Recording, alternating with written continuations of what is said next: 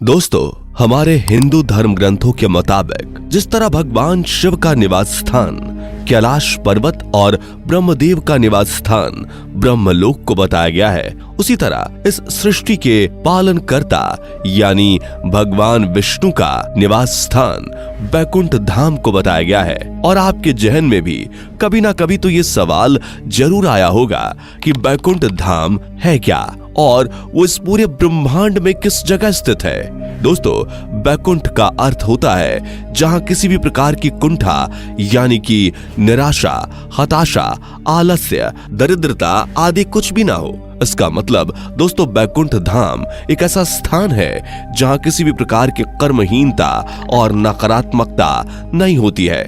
कहा जाता है कि ऐसे व्यक्ति जिन्होंने अपनी सारी जिंदगी में केवल पुण्य कर्म ही किए हों, वही लोग मरने के बाद वैकुंठ धाम और स्वर्ग लोक जा सकते हैं। दोस्तों, अगर आप भी जानना चाहते हैं भगवान विष्णु के निवास स्थान यानी बैकुंठ धाम के बारे में विस्तार से, तो बने रहे हमारे साथ वीडियो के अंत तक। दोस्तों, सबसे पहले हम आपको बता दें कि हिंदू धर्म ग्रंथों के अनुसार ऐसा बताया जाता है कि इस ब्रह्मांड में बैकुंठ धाम 3 स्थानों पर मौजूद है, एक धरती पर, एक स्वर्ग के ऊपर और एक समुद्र में।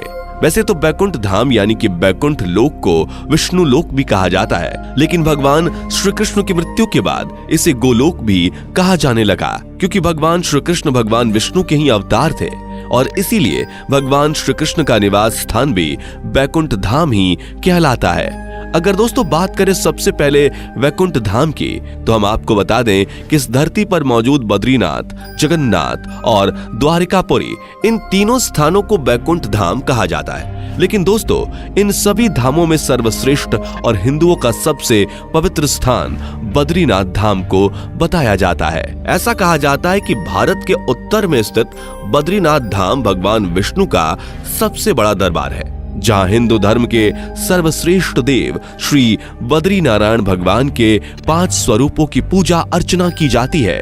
भगवान विष्णु के इन 5 स्वरूपों को पंचबद्री के नाम से भी जाना जाता है, जिनके नाम कुछ इस प्रकार हैं: श्री विशाल बद्री, श्री योग ध्यान बद्री, श्री भविष्य बद्री, श्री वृद्ध बद्री और सबसे आखिरी में श्री आदि बद्री। दोस्तों, बद्रीनाथ के अलावा द्वारिकापुरी और जगन्नाथ धाम भी बैकुंठ धाम के नाम से ही जाने जाते हैं। ऐसा बताया जाता है कि जिस तरह सतयुग में भगवान विष्णु ने बद्रीनाथ धाम की स्थापना की थी, उसी तरह त्रेता युग में भगवान विष्णु के अवतार प्रभु श्री राम ने रामेश्वरम की स्थापना की और द्वापर युग में श्री कृष्ण ने द्वारिकापुरी की स्थापना की। अब दोस्तों, कलयुग में जगन्नाथ धाम को भी बैकुंठ धाम कहा जाता है। ब्रह्म पुराण और स्कंद पुराण के अनुसार ऐसा बताया जाता है कि भगवान विष्णु ने यहीं पर पुरुषोत्तम नील माधव के रूप में अवतार लिया था। अब दोस्तों बात करते हैं दूसरे बैकुंठ धाम की।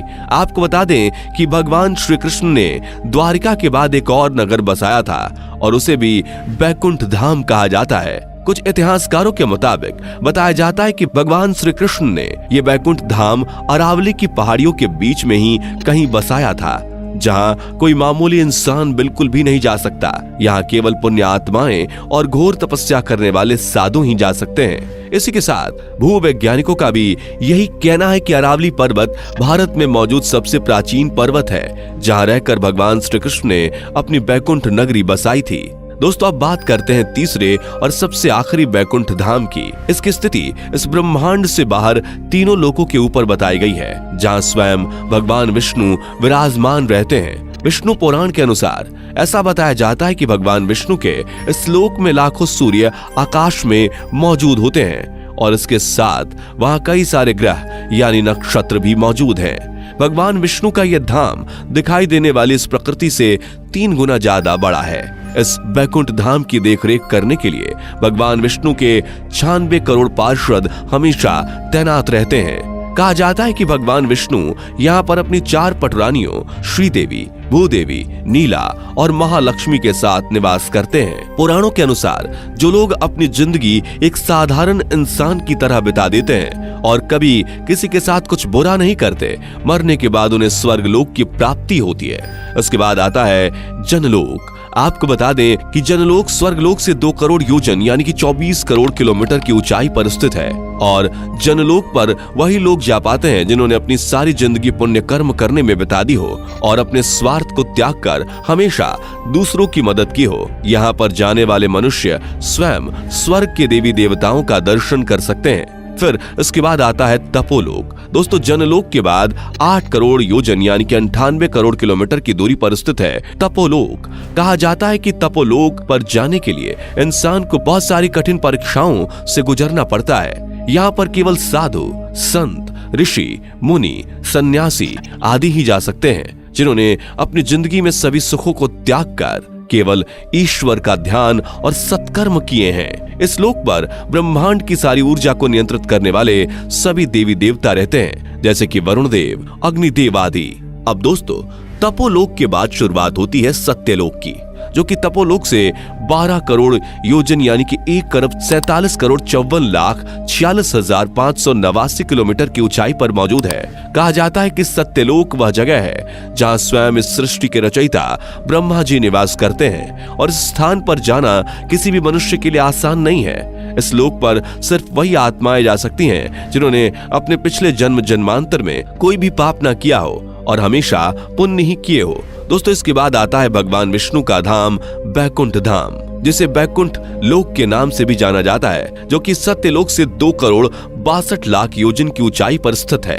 दोस्तों, ये वो जगह है जहां स्वयं इस सृष्टि के पालनकर्ता भगवान विष्णु शेष नाग पर विराजमान रहते हैं और ये सभी आत्माओं का अंतिम स्थान होता है और इस सारे ब्रह्मांड की सभी आत्माएं यहीं पर केंद्रित होती हैं। इस स्थान पर जाने वाली सभी आत्माओं को सीधे मोक्ष की प्राप्ति होती है। इसे ही अंतिम सत्य कहा जाता है और यहीं इस ब्रह्मांड का अंत भी छुपा हुआ है। दोस्तों, ऐसा कहा जाता है कि यहाँ पर जाने वाली आत्माएं जन्म और मृत्यु के चक्र से हमेशा हमेशा के लिए मुक्त हो जाती हैं और प्रकृति से मुक्त होने वाली हर जीवात्मा इसी परम धाम के शंख, चक्र, गदा और पद्म के साथ प्रविष्ट हो जाती हैं और फिर ये जीवात्माएं फिर कभी भी वापस नहीं लौटती।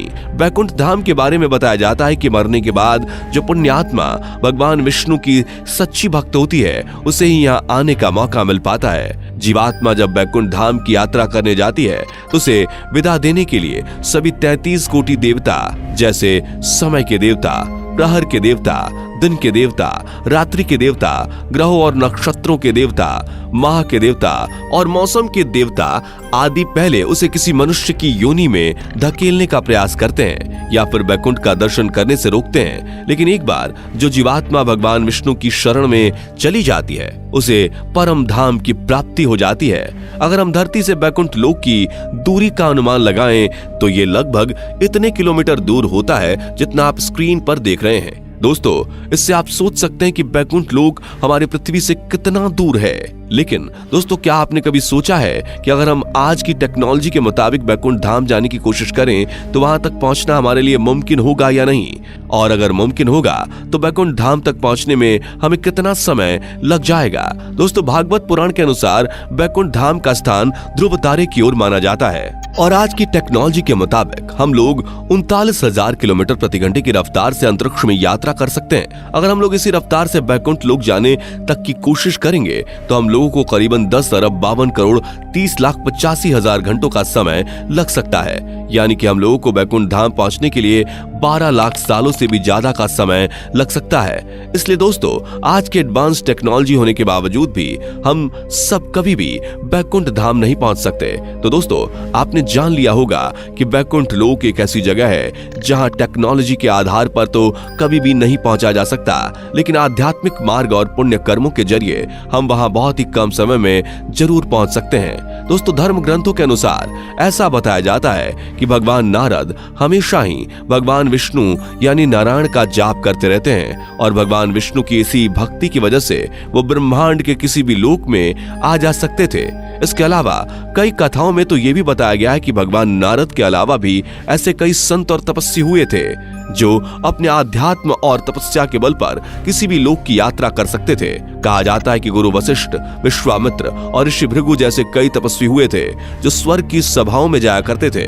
इसके अलावा एक कथा में ये भी जिक्र किया गया है कि एक बार ऋषि भृगु भगवान विष्णु की परीक्षा लेना चाहते थे, जिसके लिए वो भगवान विष्णु के निवास स्थान बैकुंठ धाम पर गए थे।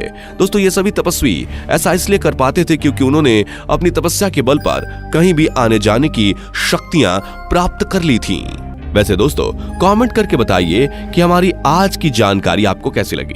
अगर आज आपने कुछ नया जाना हो तो वीडियो को लाइक करके अपने दोस्तों के साथ शेयर जरूर करें और ऐसी ही और वीडियोस के लिए इस चैनल को सब्सक्राइब करके बेल नोटिफिकेशन को भी जरूर ऑन कर लें। धन्यवाद।